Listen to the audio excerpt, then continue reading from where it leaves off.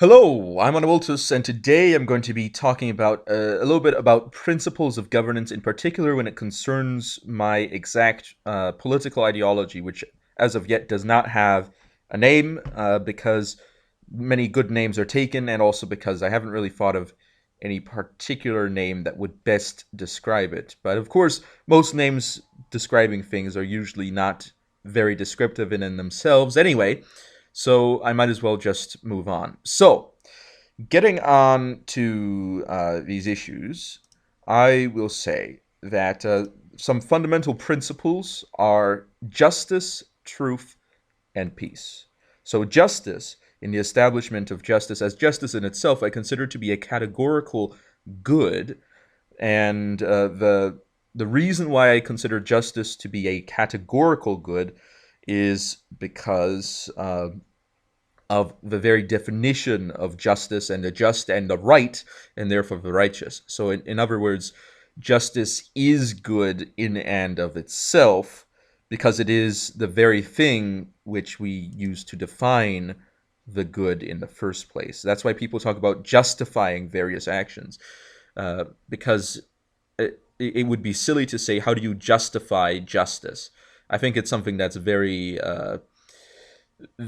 innate in the real world, and therefore is not something that requires a particular sense of, let's say, understanding that is unusual. So, in that sense, I believe that justice is very important in that respect. So, I will also say that on another note, truth. Truth, in my view, is also important because not necessarily simply for the reasons of transparency, because obviously there are certain things that in a government should not be transparent, but I think that truth is very important in a society because it is in some ways what we need for justice to function. We need to have a truth in order for justice to function. Because if we do not have a truth about justice, then justice will not function. In the sense that, let's say, the punishment of a crime, we need to have an attitude of honesty and truth in regards to what happened and what the punishment should be and what the laws are. And if we don't have one in any of those areas, then what's going to happen is that justice cannot be implemented, at least not in an even handed way. And of course, peace is also important because if there is chaos in a society, if you have a society that goes to war within itself, that is destructive to the society, and I don't think that that is something that is very desirable. Also, in order to maintain the peace and establish the peace, you might need to make some compromises on certain principles, and that's where you get the idea of freedom from. So, freedom is, in my view, is not something that is fundamental to this system, but something that is derived from other principles in it. Uh, you might also say that the ideas of justice, truth, and peace is sort of a parallel to the religious statement, the way, the truth, and the life. That is, the way to salvation, i.e., being justified in a transcendental sense, the ultimate truth, and also uh, life, that is to have a peace with God to the point that there's no second death placed upon you.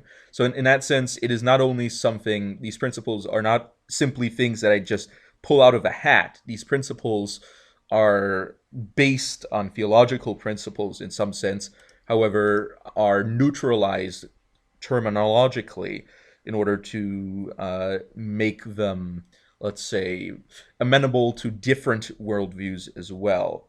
Because in the principle of truth, I think it's very important for individuals to be able to live truthfully with each other, and for that, it is important to have such a principle.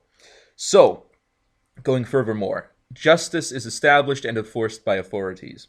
Now, I'm going to be having a debate on this at some point pretty soon, uh, so I'm not going to get into 100% the depths that I'm going to get into there, but ultimately, if you do not have an authority, you cannot establish justice. Because justice, let's say, in the application of conflict resolution, you have two parties that have a conflict, and the resolution needs to be an authority, whether it be the combined authority of the two individuals, whether it be one individual having an authority over the other, or whether it be a third party authority, or whether it be an authority of threat or an authority of violence. Ultimately, there is some authority, otherwise the conflict is not resolved. And I think that that's very important to note, that if there is no authority, then the conflict will not be resolved. So the highest human authority is the state. Now, I of course use the term human in order to detheologize this principle so that people understand exactly what I'm talking about when I'm saying the state. The state is the highest authority in any world. Now, what about globalism, you might say? You might say there's nation states, or as I like to prefer to say, jurisdiction states. And what about globalism? Well, hypothetically, if the globalists succeeded, then the global government would become a state in itself, and therefore would become the highest human authority. So, in that sense, I think that that is a true statement. The highest human authority is the state, is a very true statement, because if there is a higher authority than a certain other human authority, then that in itself becomes the state. Now, justice can be consistently enforced through laws. Now, this is not to say that justice cannot be consistently enforced without laws, or that justice can be inconsistently enforced through laws, but rather that with laws, you have a possibility to have a system of accountability for the enforcement of justice. And I think that that's something very important if you're trying to build a state, to have that exact system. Now, the next one. Ideally, the institutions of the state are constituted by laws. So the reason I qualify it with the term ideally is that it is leaning on the previous statement that justice can be consistently enforced through laws. Because if we are then to say that we should enforce justice through laws, then the institutions of the state are ideally constituted by laws, because let's say individuals die, and if we place the authority of the state only within the hands of individuals rather than within the hands of surviving institutions, then what we end up with is a system where there's always going to be a succession crisis. There's always going to be a sort of insecurity in the society, therefore violating the principle of peace in society. The abilities of humans are unequal. That's something that is objectively true. Not everyone has the same abilities, not everyone has the same skills, not everyone has the same expertise. Therefore, it makes sense to admit that the abilities of humans are unequal. Now, this is not to say that humans should be treated unequally, although in a way it is to say that they should be treated unequally if you can spot the inequality and if that inequality is actionable. In other words, there are certain inequalities that might be actionable, certain inequalities that might not be actionable. And for example, the color of someone's shirt, is that going to change how you treat that person? A little bit. It's going to change it a little bit, but probably not in any major way. So that's something that I think is worth noting. Next one. Everyone is best suited to make decisions that relate to their own expertise. That is something that I think is true.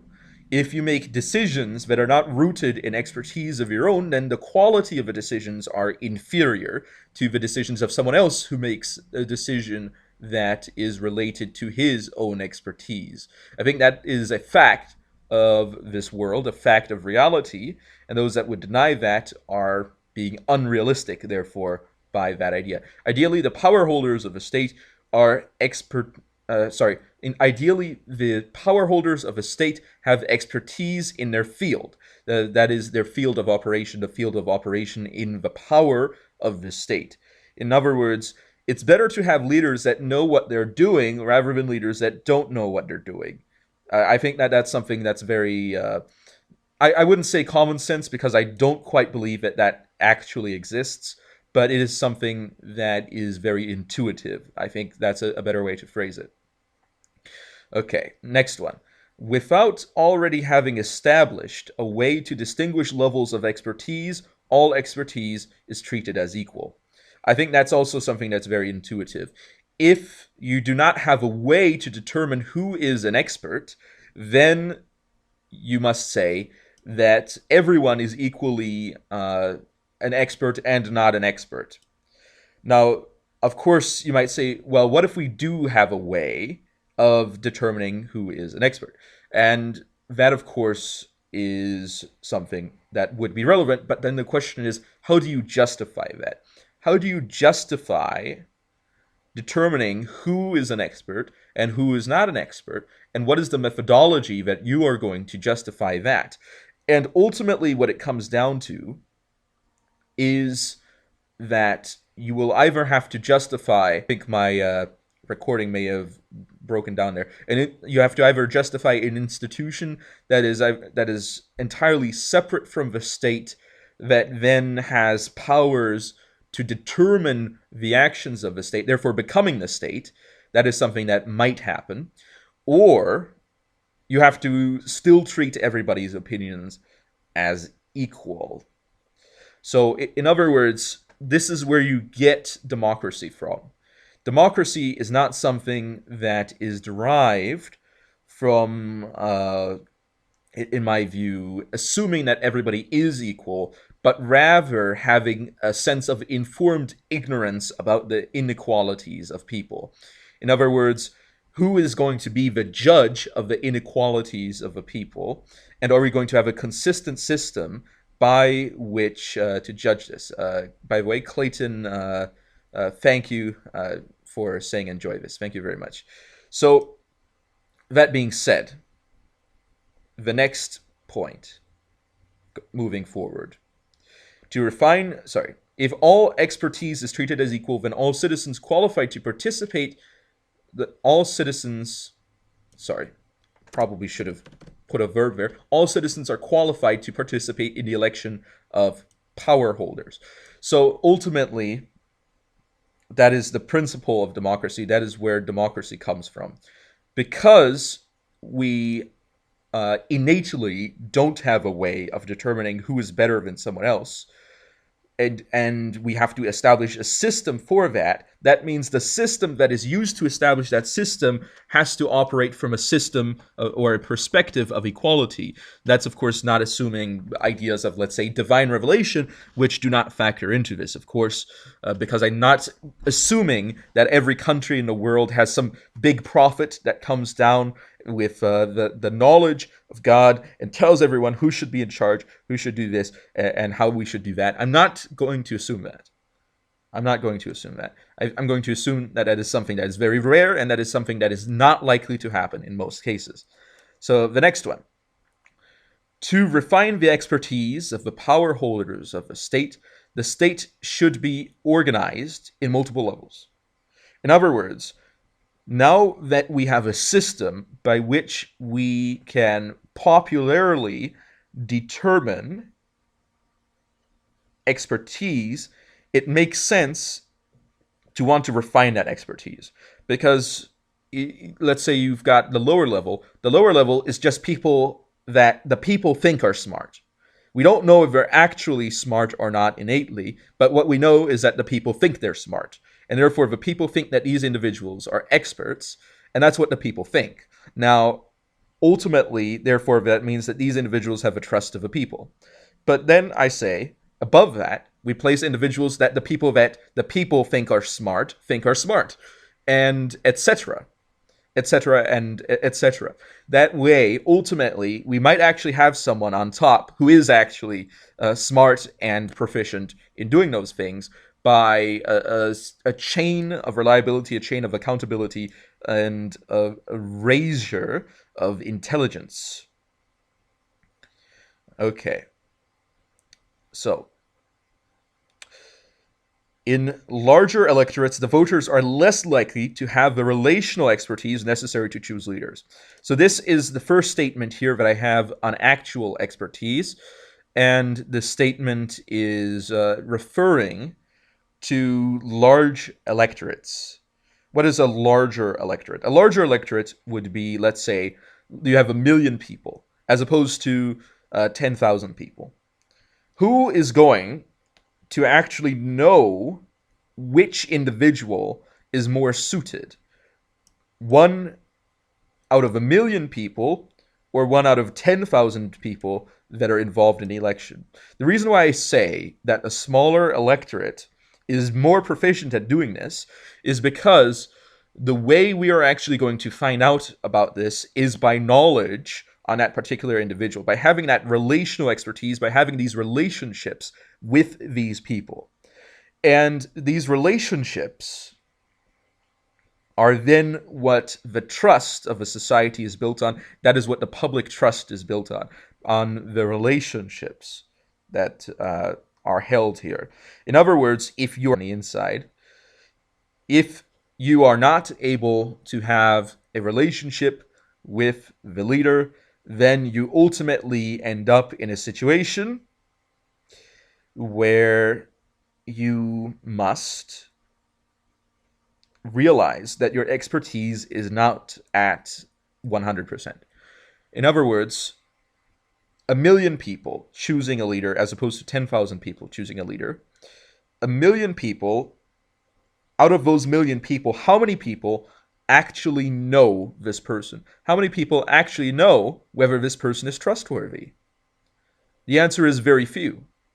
Therefore, it stands to reason that by decreasing the number, you increase the number of people that actually know whether leaders can be trustworthy.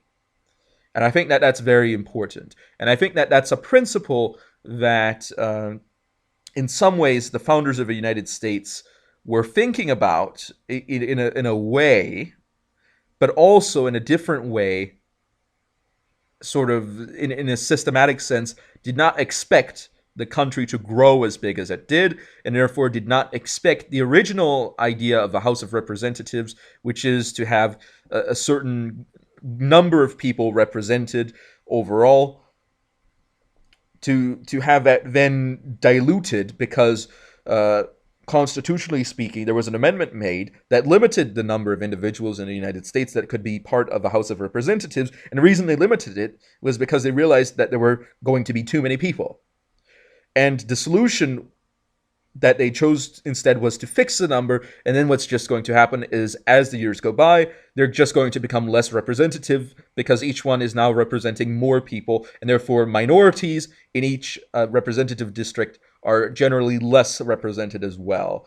I'm not saying that particular minorities should be represented more in a particular sense, but rather that the intention of a system is essentially frustrated by the solution to the problem of a system. And therefore, my system advocates for multiple levels and levels that can indeed increase in number rather than having to either go to an unmanageably large House of Representatives or having to go to one representative representing, let's say, 15 billion people, which would hypothetically eventually happen.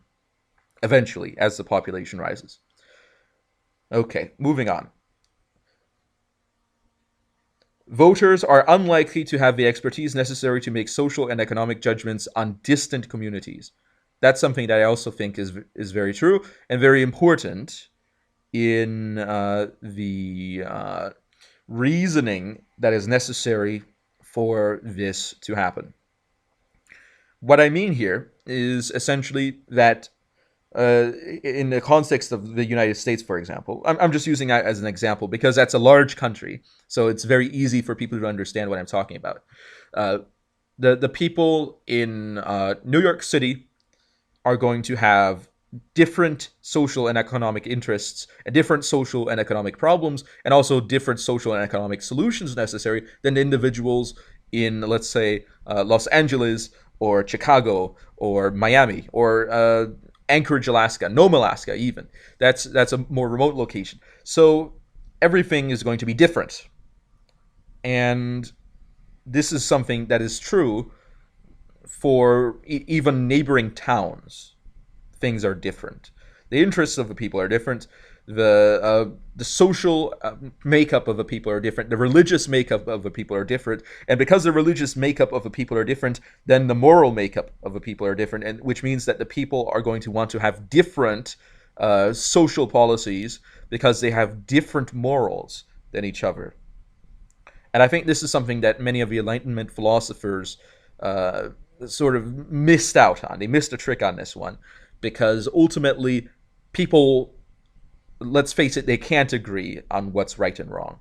The Enlightenment philosophers hoped that people, for reason, would agree on what's right and wrong, but unfortunately, for the Enlightenment philosophers, different religions exist, which means that's not going to happen. So, there you go. Next point. The people should only directly vote on the leadership and operation of their own community. Why? Why should the people only directly vote on the leadership and operation? What in the world? I apologize for my spelling mistake. Save. There we go. And operation of their own community. Why is that? Well, I think it's very simple.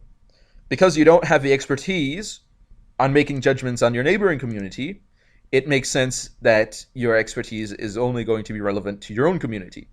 Also, issues such as foreign policy, let's be honest, most people aren't going to know exactly on that. And there's confidential issues in foreign policy and issues in military policy and issues in intelligence that cannot be exposed to the people for confidentiality's sake, which means that the people simply do not have the information and cannot have the information to actually make reasoned decisions on those issues, which means that the people shouldn't be voting on those issues. And if the people shouldn't be voting on issues of foreign policy and military, and if they also shouldn't be voting on issues of neighboring communities, then why should they at any point have to vote on anything other than happens in their own community? It makes sense, in my opinion.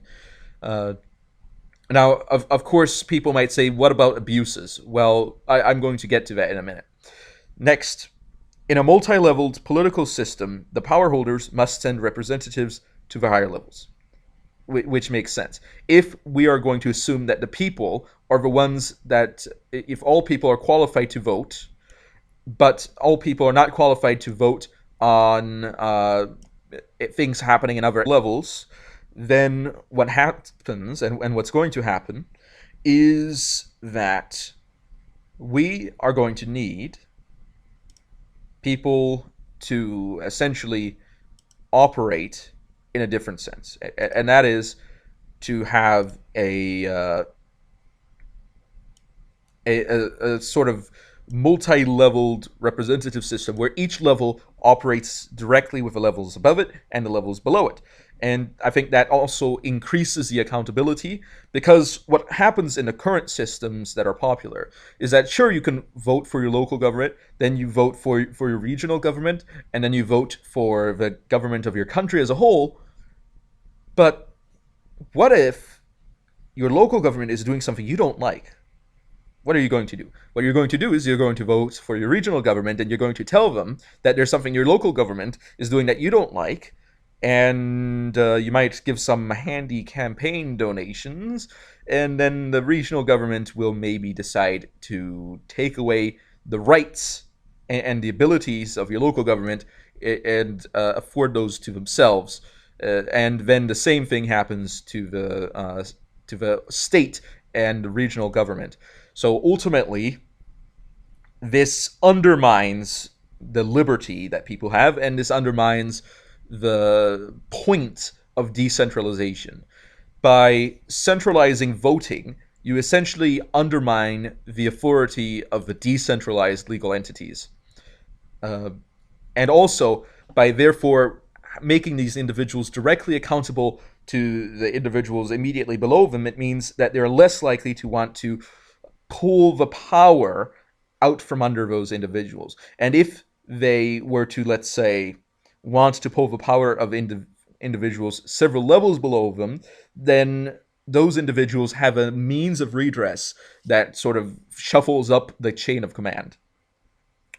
So uh, so what they do. So the power holders then send representatives to their higher levels, and I call these representatives magistrates because they then vote on various issues further up. The representatives in the higher levels must elect their own leaders to vote on their own issues. And what are those issues, so you might ask? Well, most social and economic issues must be delegated to the communities themselves because they're relevant to the communities themselves. Therefore, there's a strong sense of communal liberty on how you want to do your social and economic systems. So if you want your system to be rooted in certain religious principles or in non-religious principles, that's fine. If you want it to be rooted in maybe collectivist principles or individualist principles, that's fine. So long as it follows, of course, the central constitution, then that's all okay. And we can all live peacefully because we can all have a freedom of living in a community that actually has a way of establishing its own sense of justice to a higher degree than it would be in, let's say, a more liberal society where communities themselves would not have that power. And ultimately, interestingly, by reducing a certain amount of freedom, I actually increase the overall amount of freedom in a society. And I think that's something that's very relevant, and it's something that a lot of classical liberals are really missing a trick on there. Um, the higher levels ensure arbitration and coordination with the lower levels, which means essentially that if a dispute arises between lower levels, and if, let's say, there's criminals, there's a common criminal database that they can have, and that disputes between lower levels are resolved. And some disputes could be, for example, a person in one town commits a crime in another town, and the people might want to extradite them back, or there might be liability that occurs. For example, pollution. Okay, I know that pollution can be a bit of a controversial issue in some circles, but let's be honest. If you're downstream from someone and the person upstream from you is pumping a bunch of dangerous chemicals in the water, you're going to want to do something about it. And that's what the arbitration is for. So, because there are damages that pollution from one area can impose onto other areas. So in that sense, and I'm not talking about global climate. That's not what I'm talking about. I'm talking about things that are actually quantifiable. And I think that those things are things that should be addressed governmentally. The highest level of government holds responsibility for foreign policy, war, and the integrity of currency. So foreign policy is a no-brainer there. War, obviously, you don't want subnational entities beginning to wage war against other countries because they are indeed under the authority of your country. So it makes sense that other subnational entities would not be responsible for war. However, the reason I used war instead of military is because, in my view, the first level of subdivision, it should very likely have some form of military. And in my view, all as the next point says, all levels of government may establish commissions of law enforcement and strategic infrastructure. So, in my view, everybody can have some form of armed force as is necessary, because if you're making laws at some level, you obviously will need some way to enforce those laws, and therefore you need the power and authority invested to you by a force of arms, and that is law enforcement and military. And also, if hypothetically you have an outlying colony that exists somewhere, you're going to want that to be able to defend itself without having to rely from constant stations of the central government. So and when I say that, I mean that they should be able to take initiative in defending themselves, and I think that that's very important. So also, strategic infrastructure. What is strategic infrastructure? Strategic infrastructure is any infrastructure that is necessary for the strategic interests of a state. So that can mean government buildings for government meetings. That can mean military facilities as are necessary. That can mean roads that are necessary for military utility and for the utility of government movement. Now, that's not to say that they should build roads everywhere in all areas. That's not what it means, because that would be more up to the local or communal government to deal with. This is something that would be more centralized, things such as major highways for the movement of military equipment and such things, and also something else that is part of the strategic infrastructure is the integration of military industry. So you might say, oh, the military industrial complex. Yeah, and that is something that is dangerous in a certain sense. And in the integrity of currency, I want to talk about that a little bit. What is the integrity of currency? Well, I personally don't agree with the idea of having a constant system of inflation. I think that is damaging to my wallet, certainly is, because I can wake up one day and suddenly the money that I have in my wallet has less purchasing power than it did yesterday because of inflation. And I think that is, in a sense, a way for the government to tax people in a different sense, is by essentially always having inflation. Because what the government can do is they can just print all the money they want, and then they have simply a proportion of the wealth of the country, the monetary wealth, that is, the liquid wealth. And of course, they can go infinitely with that. And theoretically, you could create a system where you always increase in denominations. But another purpose that people have for the high rates of inflation is, of course, to encourage savings as opposed to dissavings and investment and things like that. So it's to encourage people to put their money in banks and to encourage people to invest in the stock market. And that's essentially one of the reasons why there's a high rate of inflation, because it means that it's more profitable to have your money in savings, in the stock market, in securities, and invested in the economy, rather than investing in the money itself by hoarding it. So that is something that is happening there. Additionally, what could happen, and I think what is that if you have a rate of deflation that is high, people will simply hoard money, hoping that one day their money will double in its purchasing power. And I think that's something that a lot of people want to avoid. And that's where you see runs on banks happening, where people realize that it's better to have money, because the value of the money is perhaps dropping lower, slower than the value of the stocks. And if that is happening, then it's better to have money. And that's where you see the runs on banks, where people simply think that the bank is going to lose all its money because it's making bad decisions, in the stock market. But under my system, I would prefer to have three types of credit. So I do go on a fiat system. And the reason why I go on a fiat system is because if you go with physical commodities, let's say gold, what happens is if someone opens up a new gold mine, your currency crashes. That's essentially what happens.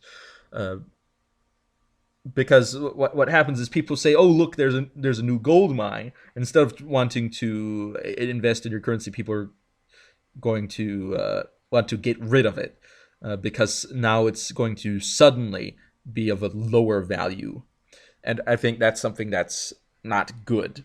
So, investing in while I understand that in the current system, it's probably better to invest in such things, and the system is set up to make it so that it's better to invest in such things. But if, for example, a new massive gold mine is uncovered where now gold is very cheap, that's very bad. And this has happened historically with some countries. For example, Spain, Castile to be exact, in its conquests of the Americas, managed to acquire large amounts of gold, and because of that, the value of gold plummeted, and that, of course, had a very negative effect on the economy.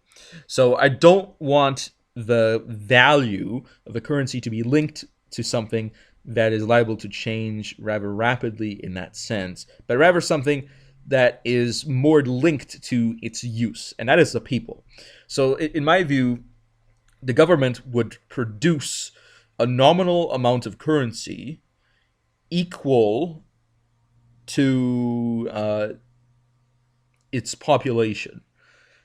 They would keep a nominal amount of currency in proportion to the population of a country. In other words, let's say hypothetically that you made 10,000. I don't know what we're going to call them. Just hypothetically, we're going to call them dollars. $10,000 are in circulation per person in existence in the country, per citizen. So if new people are born, then for each new person born, you get an additional $10,000 in circulation. So that, in essence, gives you a bit of inflation, but not a massive amount. And if the economy grows rapidly, then you'll actually have deflation. So it essentially keeps a balance. And if, for example, a lot of people die for some reason, then you simply don't increase the amount of currency in circulation, and you then have a sense of deflation in a way, in order to prevent problems with people having too large a nominal amount, etc. So I think that system works fine, but that's just the primary state credit, which is used to pay government employees and is used for government purchases of the state and its institutions, not including the communities themselves, because the communities themselves would be allowed to create additional forms of credit as they saw fit, maybe of various kinds, or perhaps even rooted in a currency, and they might even cooperate in trading in that currency as well, because in my system, communities are not forbidden from cooperating with each other across the entirety of the country if they want to, but of course only, of course, knowing that they can opt out eventually if they want to. So there can be other currencies, many currencies, if necessary. Additionally, there's going to be a trade credit. So in order to prevent foreign currency manipulation, international exchanges will not be allowed to be done with the state credit. So, because otherwise, other countries could be perhaps accumulating large amounts of your money and then messing around with your economy. So instead, what's going to happen is with the state credit, you will have to, from the credit commission, purchase a trade credit. and the trade credit is then what is used for trades. And the trade credit is also fiat, but is essentially rooted in the state credit, in that its value is linked with that and also linked with economic values in a different way. So it essentially is an intermediate point there. And then finally, there is a trade.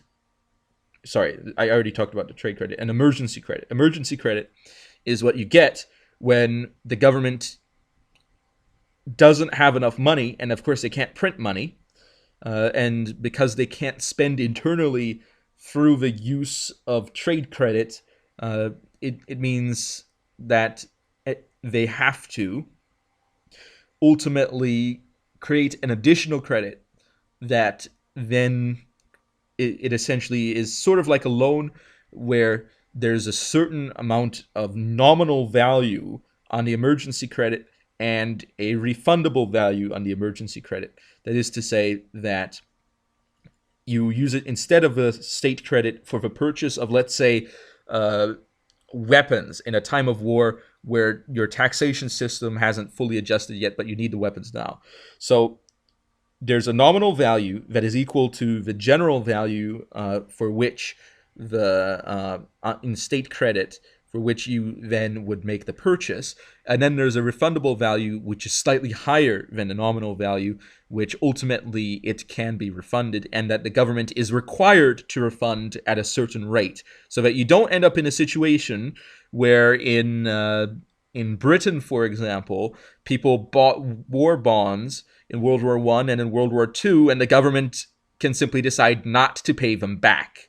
And that's something that you don't want, because it, of course, betrays the trust of the people, and it is untruthful by being duplicitous and unjust by owing someone something and not wanting to pay it back, and therefore it causes lack of peace in society, and that is something that should be avoided.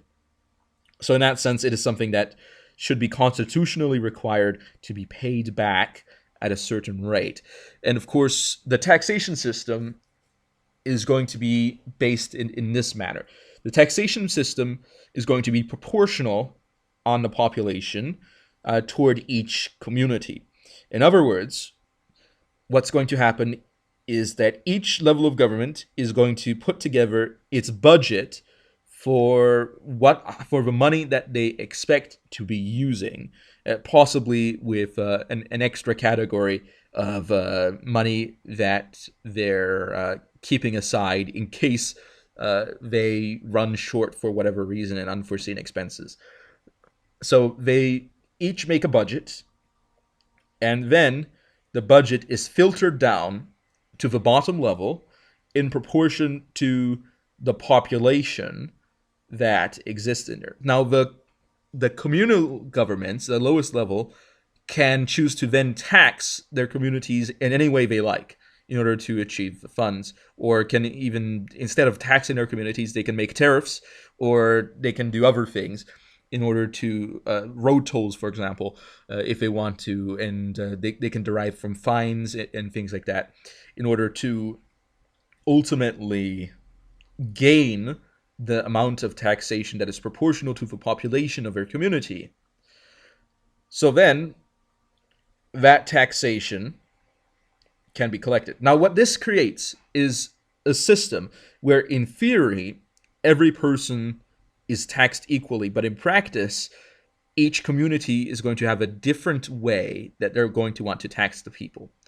So this means that communities in their establishment will have a particular functional bias, and that is a bias towards creating a community that is capable of collecting the taxes. Because if they don't collect them, then bad things happen to the community. I'm not going to talk about them right away, but I'm going to say that this creates a bias towards a functional system of local governments, a system that is economically functional in order to gain the wealth that is necessary to pay the tax, and a system which is socially functional, so that the society is capable of putting together that economy that is necessary to pay the tax. And this also means that systems that don't work will fail.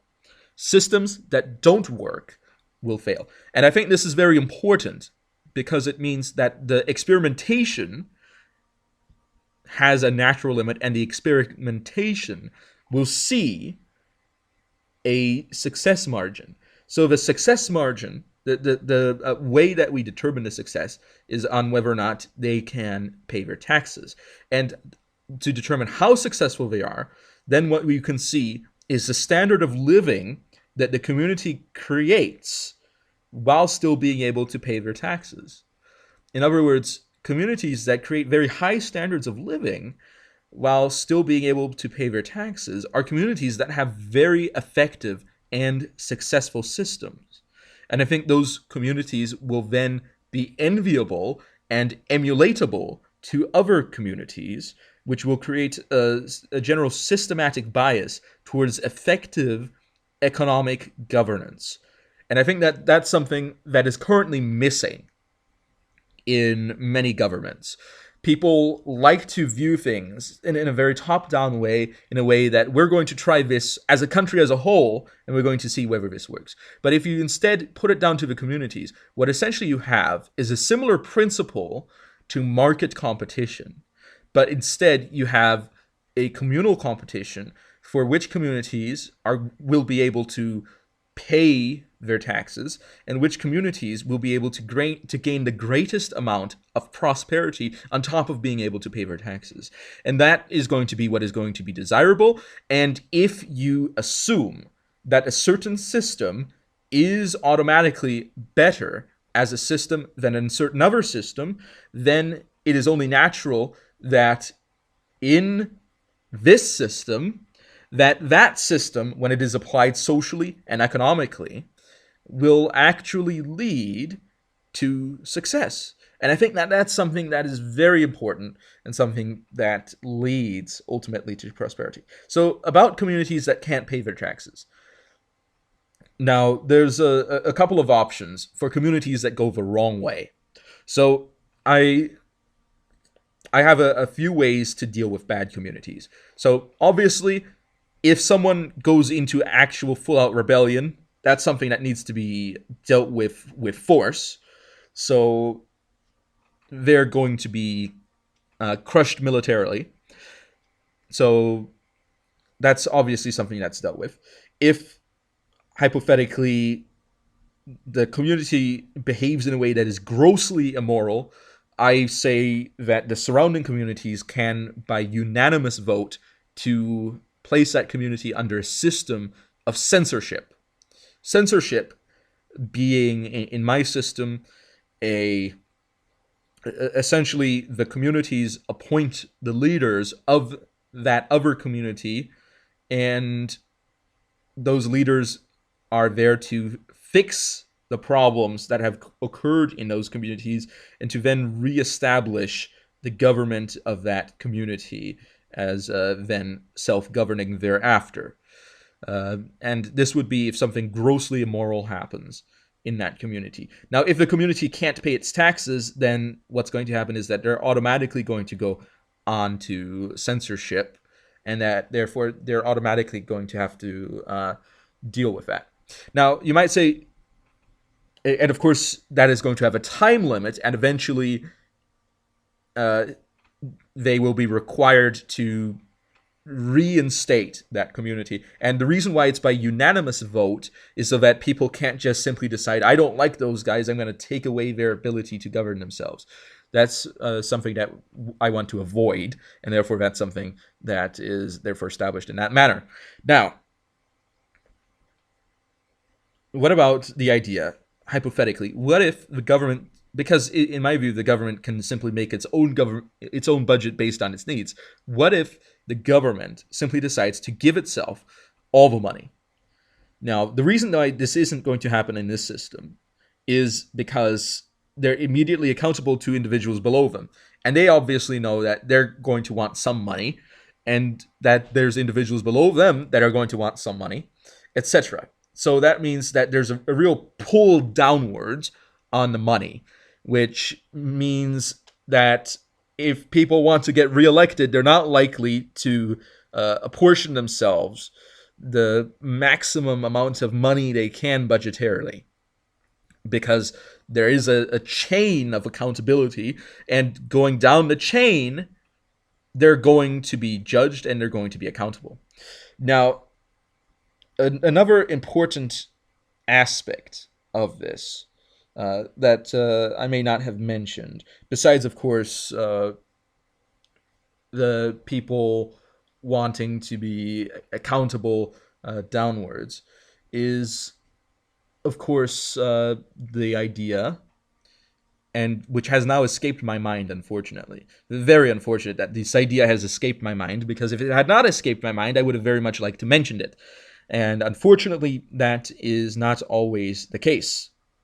So, let me think back. So you've got the taxes, you've got the accountability that people have,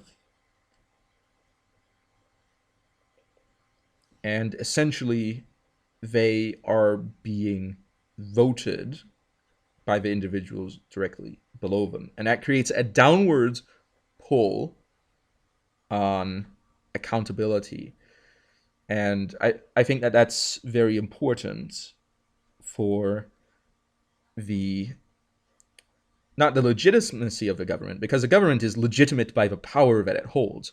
Because let's be real, hypothetically, any country, if it holds power, can rule itself, because it holds the power, that actually the ability to rule itself. Therefore, that's where its legitimacy derives from. So, on an idea of recognition, I'm willing to recognize any independent jurisdiction that rules itself.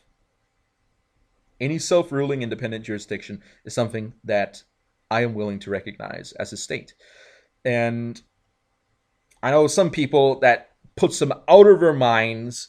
The Islamic State isn't the real country. That's what they say. Well, let's be honest. They had territory. They were sovereign in their actions. Therefore, they're a real country. Okay. Now, of course, they might not be anymore. At least in certain areas, but for that time, they were a real country. But anyway, I think that's all I'm going to be talking about today. I think pretty much come to the end of this. I might make this list a bit longer by adding some of the other things I mentioned, and by talking about other issues, perhaps. But anyway, thank you all for watching, and tell me what you thought. Is there something that you strongly disagree with? Because I would very much like to hear it, to perhaps hear a reasoned argument as to why you might disagree with a certain element of my principles. But nevertheless, thank you all for watching, and I will be seeing you all next time on Awutus over and out.